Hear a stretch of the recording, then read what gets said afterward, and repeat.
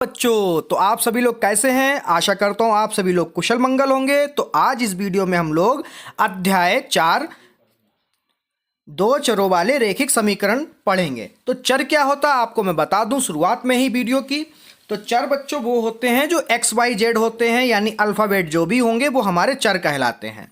और अचर अचर वो होते हैं जो हमारे नंबर होते हैं 1 से लेके अनंत तक। ठीक है, 1 2 3 4 5 6 सब क्या होंगे? अचर बोले जाते हैं। अब अचर के साथ में चर भी आएंगे इस वाली यूनिट में। ठीक है, तो पहला सवाल है बच्चों प्रश्नावली 4.1 का, एक नोटबुक की कीमत एक कलम की कीमत से 2 गुनी है। इस कथन को निरूपित करने के लिए दो चरों वाला एक रैखिक समीकरण लिखिए।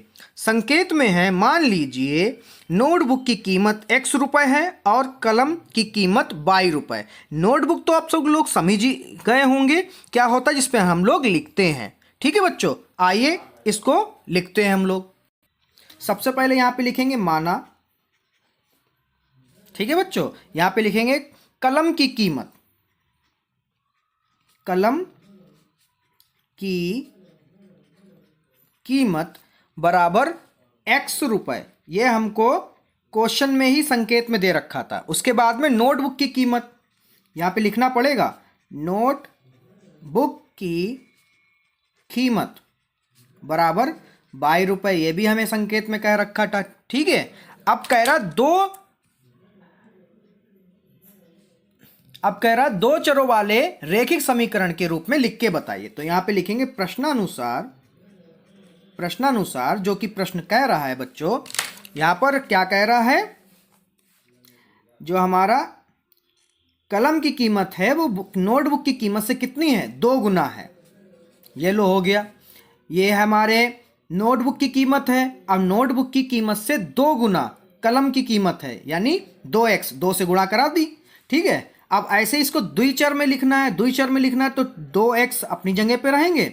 y जो है बराबर के उस साइड में है। आप लोगों ने ये पढ़ा होगा, नहीं समझा तो अभी समझ लीजिए। जब भी कभी हम प्लस वाली चीज को राइट हैंड साइड से या RHS से उठाकर लेकर आएंगे तो वो उसके सिंबल्स चेंज हो जाते हैं। जैसे ये प्लस का है, बराबर के इधर लाएंगे तो ये माइनस का हो जाएगा, और यहाँ पे कुछ नहीं बचा तो 0। ये लो, ये लिख गया दो चरों वाले रैखिक समीकरण युग में। ठीक है, 2 चर हैं, देख लो 1 2। ठीक है बच्चों, ये लो आपका यही उत्तर। अब प्रश्न संख्या 2 भी देख लीजिए। प्रश्न संख्या 2 क्या है बच्चों? निम्नलिखित रैखिक समीकरणों को ax plus b y plus c बराबर 0 के रूप में व्यक्त कीजिए और प्रत्येक स्थिति में a, b और c के मान बताइए। पहला वाला सवाल है 2x प्लस 3y बराबर 9.35 के ऊपर वार। ठीक है, घबराइए बिल्कुल मत, बिल्कुल सरल क्वेश्चंस हैं। आइए देख लेते हैं। तो पहला प्रश्न कुछ इस तरह से है, दूसरे का इसको करते बहुत आराम से हैं। ध्यान से देखिए, बहुत जगहों पर आपको बहुत बड़े बड़े करा दिए हैं उन्होंने। मुझे समझ में नहीं आता क्यों इतना बड़ा कराता है। ज़्यादातर वो लोग वॉच टाइमिंग बढ़ाने के लिए कर देते हैं ऐसा। तो इसको नॉर्मली आपको क्या करना है, यहाँ पर लिखेंगे दिए, या ऐसे लिख दो डायरेक्ट, दिए गए समीकरण की जो आपको दे रखा था उसको लिख लें, ax plus b y plus c बराबर 0। ये आपको क्वेश्चन में दे रखा से तुलना करने पर। ठीक है, अब सबसे पहले इसको इस रूप में लिख लो। तो कैसे लिखा जाएगा देख लो, 2x प्लस 3y, इधर जो है ये प्लस का है, बराबर के उधर ले जाएंगे माइनस का हो जाएगा। 9.35 बार, बराबर में कुछ नहीं बचा क्योंकि ये तो उस साइड में चला गया, तो यहां पर बचा 0।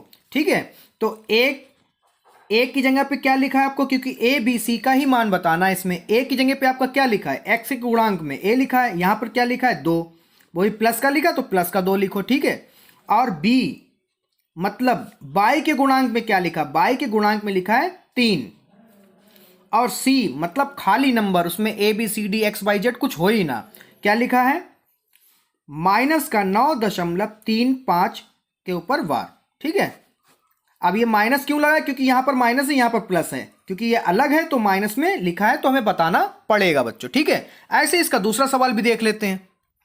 इस समीकरण को हमको शुद्ध करना पड़ेगा, ठीक है। ये अशुद्ध समीकरण है। सबसे पहले इसको शुद्ध करने के लिए जिसके बटे में कुछ नहीं होता उसके बटे में क्या होता है बच्चों? 1, ठीक है। तो इस सबको एलसीएम क्या होगा? 5 एकम 5, 5 एकम 5, क्या होगा एलसीएम? 5, ठीक है बच्चों। उसके बाद में गुणा कराइए, इधर 5 की x से गुणा होगी 5x हो जाएगा, y की जगह पे y रहेगा, और इधर हो जाएगा 5.50, बराबर में कुछ नहीं तो 0। उसके बाद में 5x माइनस y माइनस 50 बराबर 5 क्या है? बटे में। अब बटे को जब हम बराबर के दूसरी साइड भेजते हैं तो वो हो जाता गुणे में। कब? जब बटे को भेजेंगे दूसरी साइड में तो वो हो गया गुणे में। तो इसका 5x माइनस वाई बराबर, या -5, माफ करिए यहाँ पर -5 बराबर 5 की गुणा 0 से कराओगे तो आपका 0 आएगा। तो शुद्ध समीकरण ये है। तो यहाँ पे लिखेंगे समीकरण की तुलना ax plus by plus c बराबर 0 से करने पर, ठीक है बच्चों। तो यहां पर आपका a की जगह पे क्या लिखा है? 5, b की जगह पे क्या लिखा है? जब कुछ नहीं लिखा होता, खाली बाई होता तो क्या लिखा होगा? 1, क्योंकि बाई कम बाई रहता है तो माइनस का 1, और c बराबर क्या लिखा है? माइनस का 5। ऐसे ही हम लोग दूसरा सवाल देख चुके हैं, तीसरा देखेंगे। तीसरा सवाल कुछ इस तरह से है। इसमें कुछ नहीं करना, हमें सिर्फ शुद्ध समीकरण करने के लिए 2x प्लस 3y, ये प्लस का है, इधर आएगा माइनस का हो जाएगा, उधर कुछ नहीं बचेगा, क्या बचेगा? 0। तो समीकरण हमको मिल चुकी है। यहां पे लिखेंगे समीकरण की तुलना ax plus by plus c बराबर 0 से करने पर। तो यहां पर a बराबर क्या हो गया? माइनस का 2 लिखा तो माइनस का 2 हो गया, b बराबर क्या हो गया? प्लस का 3, और c बराबर क्या? माइनस का 6, ठीक है। अब इसका ये था तीसरा सवाल। अब इसका चौथा सवाल देख लेते हैं बच्चों। तो चौथा सवाल ये रहा, ये भी अशुद्ध समीकरण। इसको शुद्ध करेंगे तो x माइनस 3y बराबर 0। यहां पर c है ही नहीं, क्या नहीं है? c है ही नहीं, ठीक है। तो यहां पे लिखेंगे बच्चों हम समीकरण की तुलना ax plus by plus c बराबर 0 से करने पर। तो हमें क्या मिल जाएगा? a बराबर x लिखा है और x के गुणांक में कुछ नहीं है तो क्या होता है बच्चों? अभी मैंने पीछे बताया 1। b बराबर क्या है? माइनस का 3, और c बराबर जब नहीं है तो क्या है? 0, ठीक है। ऐसे ही इसका पांचवा सवाल देख लेते हैं। तो इसमें क्या करेंगे बच्चों? देखिए 2x अपनी जगह पे है, ये माइनस का है, इधर आएगा प्लस का हो जाएगा, बराबर में कुछ नहीं बता तो 0 बचा। आगे लिखेंगे बच्चों समीकरण की तुलना ax plus by plus c बराबर 0 से करने पर।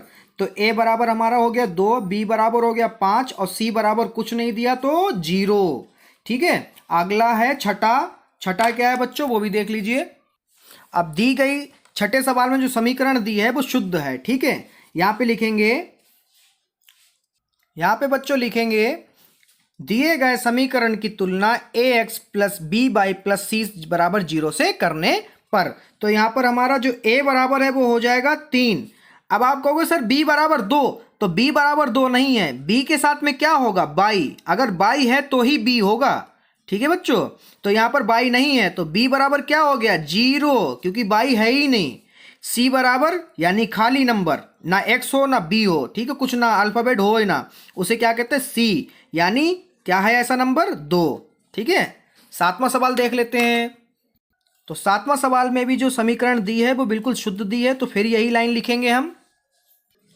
तो यहां पे लिखेंगे दिए गया समीकरण की तुलना ax plus by plus c बराबर 0 से करने पर। तो यहां पर a बराबर हमारा कुछ नहीं दिया, कैसे पहचाना? क्योंकि यहां पर x है ही नहीं इस समीकरण में, ठीक है। तो क्या हो गया? 0।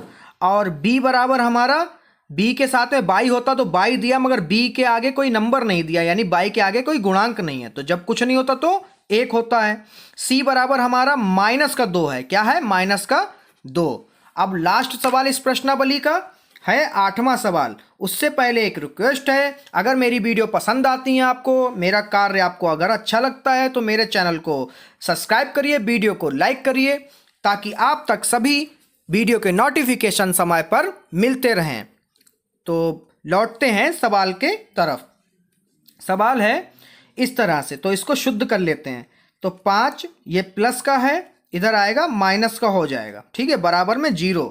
तो आगे हम इसमें करेंगे, यहाँ पे लिखेंगे हमारा समीकरण की तुलना ax plus b y plus c बराबर 0 से करने पर। और ये हमारा हो गया गलत। कैसे गलत हुआ? क्योंकि हम x जब बराबर के दूसरी साइड में है तो उसको वैसे ही लिखा जाता है। तो यहाँ पर जो है 5, सवाल को समझिए बेटा, 2x, ये गलती आपसे भी हो सकती है, ठीक है, ना हो तो इसके लिए ध्यान दीजिए। सबसे पहले हम इसको शुद्ध करके लिख लेते हैं। तो 2x अपनी जगह पे 5 ऐसे इनको पलट लिया, ठीक है। अगली लाइन में क्या होगा, इसके आगे की लाइन में 2x माइनस 5 बराबर 0 हो जाएगा, ठीक है बच्चों। क्यों? क्योंकि 5 जो है उधर प्लस का है, जब बराबर के इधर आता है तो माइनस का हो जाता है। तो यहाँ पर a बराबर का मतलब जो x के साथ में गुणांक में लिखा है, क्या लिखा है 2। b बराबर मतलब जो y के गुणांक में लिखा है, इसमें y है ही नहीं, तो क्या है 0। c बराबर क्या है माइनस का 5। बहुत जल्द मिलते हैं प्रश्नावली 4.2 में।